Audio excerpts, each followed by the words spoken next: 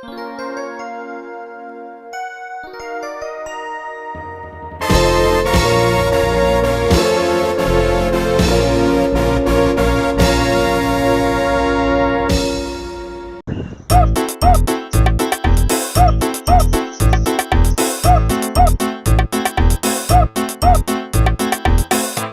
вечером в Тайване виски булькали в стакане.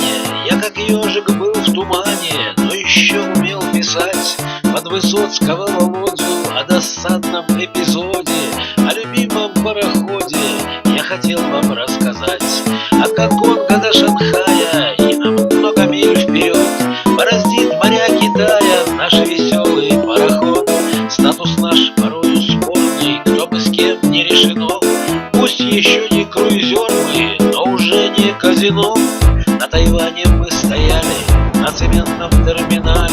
Мы тогда еще не знали, что уже решен вопрос. Мы-то думали, гадали, а может нас уже продали или кому в аренду сдали, и мы теперь цементовоз. Кстати, классная идея, не спешите отрицать. Нам бы тот цемент в Корею отвезти, да и продать. Затоваримся мешками, по каютам разнесем, продадим цемент, а сами тихо денежку пропьем. Но закончились волнения, и под вечер воскресенья на борту столпотворение, пассажиров полный дом. Мы, видать, круизник снова, что ж, походу мы готовы. Есть приказ отдать швартовый, так мы их и отдаем. Нас к японцам направляют, деньги есть у них и фарт. Мол, заплатят самураи за февраль, да и за март. Хиросима, Нагасаки, кимоно и карате. Ждет нас город Ишигаки, суши, гейши и саке. Море слева, море справа, а вот и остров Окинава. На причале, о, забава, в танце кружится народ. Это с песнями, цветами, оклемавшись от цунами, люди с узкими глазами нас встречают пароход. Видно, после Фукусимы к ним турист уже не прет, а тут случайно ходит мимо безработный пароход. Пригласили, подобрали, видно, стало им нас жаль, и зарплату обещали, половину за февраль. Ихний мэр, японский папа, он с утра глаза закапал и на причале возле трапа стал визитки раздавать. Пригласили капитана в рамках праздничной программы, а вот это в синем дама, так это их Япона-мать.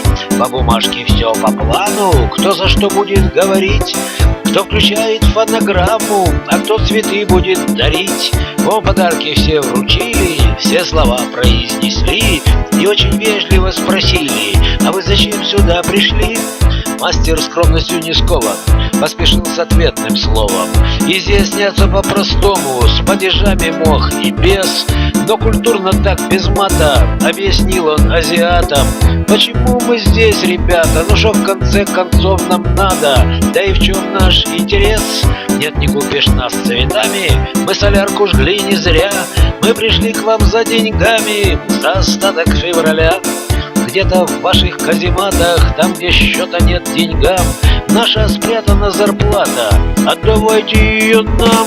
Ни ответа, ни привета, вот нам и пушечку с корвета, чтоб ответили на это, заглянуть бы им в глаза.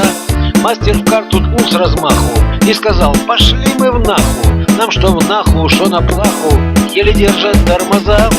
Повторяется картина, местный мэр пришел встречать, днем солидные мужчины и одна Япона-мать.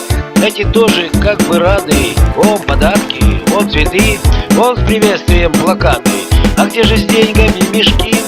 Мы туристов их не возим, по волнам морским елозим, ради них машины гробим, клочья рвем панамский флаг.